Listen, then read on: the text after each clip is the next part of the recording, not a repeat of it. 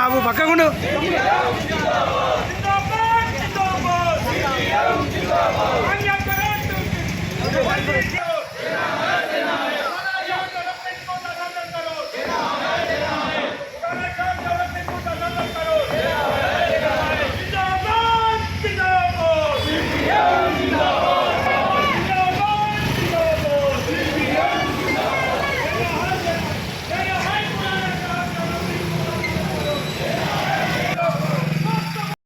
సాధిస్తాం అమరుల ఆశయాలను, సాధిస్తాం అమరుల ఆశయాలను.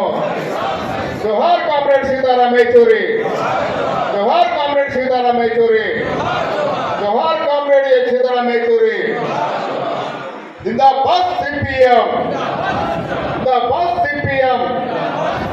जब तक सूरज चांद रहेगा येचूरी का नाम रहेगा, जब तक सूरज चांद रहेगा येचूरी जी का नाम रहेगा. మహాసభ జయప్రదం కావాలని ఈ ప్రాంత సమస్యలు, ఈ జిల్లా సమస్యలు సక్రమంగా చర్చించబడి వాటి పరిష్కారం కోసం వస్తున్న పోరాటాల రూపకల్పన మహాసభలు జరగాలని మనస్ఫూర్తిగా కోరుకుంటున్నాను. అలాగే గత 3 సంవత్సరాలుగా మనం సాగించినటువంటి కార్యకలాపాలు, వాటిలో సాధించిన విజయాలు, వచ్చిన వైఫల్యాలు, వీటిని సక్రమంగా బేరీజు వేసుకుని రాబోయే 3 సంవత్సరాల కర్తవ్యాలు నిర్వహించుకోవాల్సిన అవసరం ఉంది. ఈ మహాసభలు ఒక సౌత్ జిల్లానే కాదు, మొత్తం దేశమంతా పార్టీ మహాసభలు జరుగుతున్నాయి. శాఖ మహాసభ నుంచి అఖిల భారత మహాసభ దాకా జరుగుతున్నాయి. బహుశా నాకు తెలిసి భారతదేశంలో అనుకున్న నిబంధనల ప్రకారం ప్రతి 3 సంవత్సరాలకి ఒక మహాసభ జరిపి ప్రజాస్వామ్యయుతంగా పార్టీ నాయకత్వాన్ని ఎన్నుకుంటున్నటువంటి చాలా పార్టీలు నిబంధనలు ఉన్నాయి, కమ్యూనిస్ట్ పార్టీలతో సహా. కానీ ఇంకే పార్టీ కూడా ఈ రకంగా నిబంధనల ప్రకారం ప్రతి 3 సంవత్సరాలకు క్రమం తప్పకుండా మహాసభ జరుపుతున్న పార్టీలు లేవు. గర్వంగా చెప్పగలం, ఒక భారతదేశంలో సిపిఎం పార్టీ మాత్రమే ఇట్లాంటి మహాసభలు ప్రతి 3 సంవత్సరాలకి జరుపుతూ ఉంటాయి. ఇది మన పార్టీ విశిష్టతకు ఒక నిదర్శనం. ఇది మహాసభలు మనం ఎందుకు జరుపుకుంటాం? ఇప్పుడే చెప్పినట్టుగా మన కార్యకలాపాలు సమీక్షించుకోవడానికి, భవిష్యత్తు నిర్ణయించుకోవడానికి.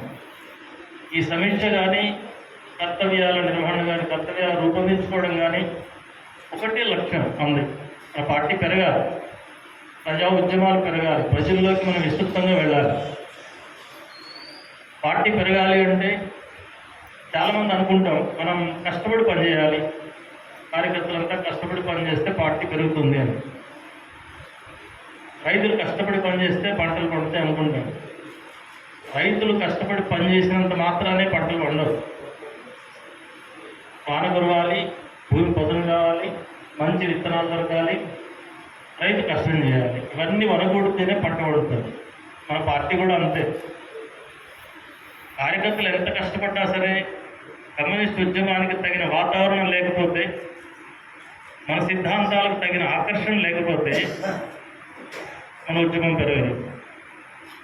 సిద్ధాంతాలకు ఆకర్షణ ఉన్నా, ప్రజల్లో అనుకూలత ఉన్నా, వాటిని అందిపుచ్చుకొని సరైన సమీకరణ చేయగలిగే నినాదం దొరకపుచ్చుకోకుండా, అందుకోసమైన సరైన విధానాన్ని రూపొందించకుండా అప్పుడు కూడా పార్టీ పెరగదు.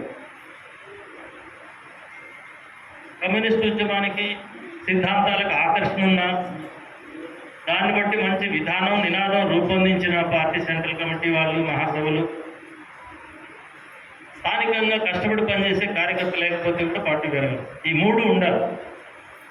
ఈ 3 ఉన్నాయా లేదా మనం పరిశీలన చేసుకోవాలి.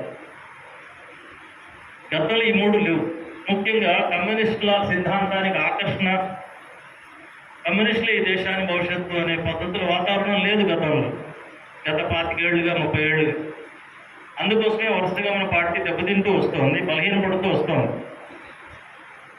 దేశమంతా బలహీనపడ్డాం, ప్రపంచంలో కూడా బలహీనపడ్డాం, హైదరాబాద్ సిటీలో కూడా అంత ఎంతో బలహీనపడ్డం తప్ప బలపడ్డాం అని చెప్పలేము. దీనికి అంతటి కారణం అనేక కారణాలు, మన కారణాలు కూడా ఉండొచ్చు, మన పార్టీ కార్యకర్తల లోపాలు కూడా ఉండొచ్చు. కానీ ఈ లోపాలతో పాటు ప్రధాన కారణం అంతర్జాతీయ జాతీయ పరిణామాల్లో మితవాద శక్తుల ఆధిపత్యం పెరగడం, వామపక్ష శక్తుల యొక్క అవసరాన్ని ప్రజలు గుర్తించకపోవడం, ఇవన్నీ కూడా కారణాలుగా మనం చూడాల్సిన అవసరం ఉంది. మనందరూ తెలుసు, కమ్యూనిస్ట్ ఉద్యమంలో బ్రహ్మాండంగా వెలిగినటువంటి సోవియట్ యూనియన్, తూర్పు యూరోప్ దేశాల్లో కమ్యూనిస్ట్ పార్టీలు దెబ్బతిన్నాయి, సోషలిజం దెబ్బతిన్నది. దానివల్ల ప్రజల్లో ఒక నీరసం, ఈ కమ్యూనిస్టుల పని అయిపోయిందేమో, కమ్యూనిస్టులు దెబ్బతిన్నారు కదా.